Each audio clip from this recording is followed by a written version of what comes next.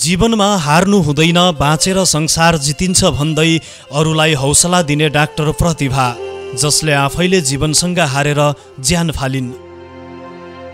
यो सेतो कोटमा चिटिक्क देखिन्थिन् डाक्टर प्रतिभा धौबडेल धादिङ अस्पताल परिसरमा।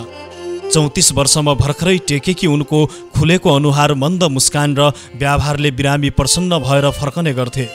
उनी सर्जन थिइन्, कहिलेकाहीँ बिरामीलाई काउन्सिलिङ पनि गर्थिन्। जीवनदेखि निराश भएकाहरूलाई बाँचे संसार जितिन्छ भन्दै हौसला दिन्थिन्। जीवनदेखि हार खाएकाहरूलाई डाक्टर प्रतिभा भन्थिन्। आत्महत्या रोज्दा ज्यान गुमाउने व्यक्तिलाई जीवनबाट उन्मुक्ति मिल्ला, तर उसँग प्रत्यक्ष अप्रत्यक्ष रूपमा जोडिएका अन्य व्यक्तिहरूको सपना पल पल मरिरहन्छ। बाबुआमाका लागि आड भरोसा देखिएका सपना टुट्छ। तपाईलाई प्रेरणाको स्रोत मान्नेहरूका लागि प्रेरणा मर्दछ। तपाईको खुसीमा खुसी हुनेहरूको खुसी रित्तिन्छ, अनि तपाईका लागि भनी आफ्ना खुसी तिलाञ्जली दिनेहरूको त्याग र समर्पण गलत साबित भइदिन्छ। यसो भनेर आफ्नो अमूल्य जीवन खेर नफाल्न र बाँच्न हौसला र प्रेरणा दिने उनै डाक्टर प्रतिभा आफैले जीवन खेर फालेकी छिन्।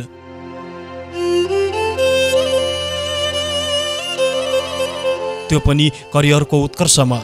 काठमाडौँको छाउनीमा एक डाक्टर आफ्नै घरमा बिहिबार झुन्डिएको अवस्थामा मृत फेला परिन्। उनी शौचालयभित्र झुन्डिएको अवस्थामा फेला परेकी हुन्। श्रीमानले तत्कालै अस्पताल पुर्याए पनि बचाउन सकिएन।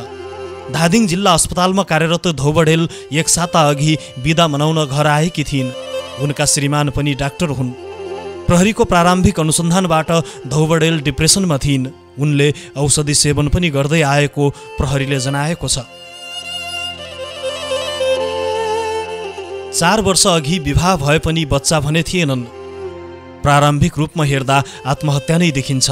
थप अनुसन्धान भइरहेको छ। काठमाडौँ प्रहरी परिसरका एक अनुसन्धान अधिकारीले भने, प्रतिभा घरयासी कामका लागि भन्दै 1 हप्ता बिदा बसेकी थिइन्।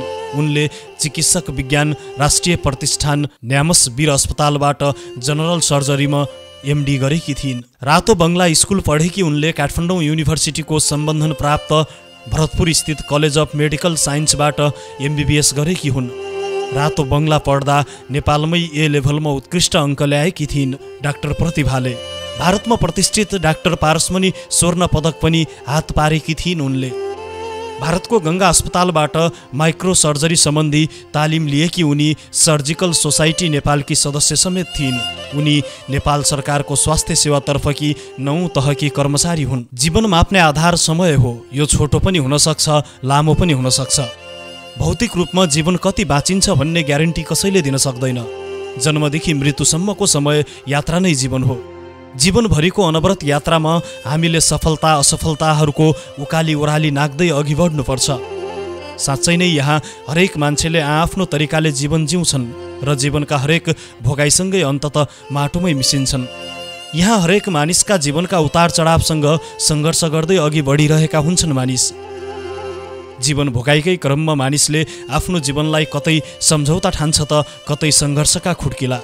यहाँ हरेक मानिसका विचार फरक छन्, जीवन भोगाइ फरक छन्, जिउने तरिका फरक छन्। कसैलाई जीवनका दुःख पीडा सम्झौता लाग्छ त कसैलाई त्यही जीवन सुखमय लाग्छ, आनन्द लाग्छ अनि मूल्यवान लाग्छ। हाम्रो जन्म प्रक्रिया सँगसँगै कलाको सुरुवात हुन्छ र पहिलो कला नै सृष्टि हो। वास्तवमा एउटा फुलिरहेको फुल जस्तै हो हाम्रो जीवन। जसरी फुल फुलिरहँदा त्यसको बास्ना सुगन्धित हुन्छ, त्यत्तिकै महत्त्व पनि हो। हाम्रो जीवन महत्त्वपूर्ण र मूल्यवान छ, किनकि शास्त्रमा उल्लेख भए अनुसार 84 जुनीपछि मानव चोला फेरिन्छ रे। त्यसैले यो मूल्यवान अनि महत्त्वपूर्ण जीवनलाई हामी किन यत्तिकै खेर फाल्ने? यति राम्रो चोला फेरि कहाँ पाइन्छ र?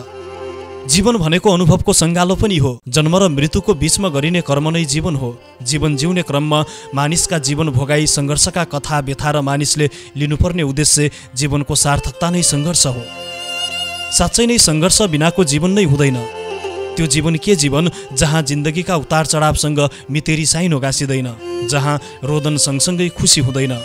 त्यो वास्तवमै जीवन होइन, जहाँ हृदयभित्र उर्लेका ती भावनाहरूलाई गहकिला शब्द शब्दमा पोखिँदै सिर्जनाको आकृति बन्दैन। ठिक त्यसै गरी उतार चढाव बिनाको जीवन हुँदैन।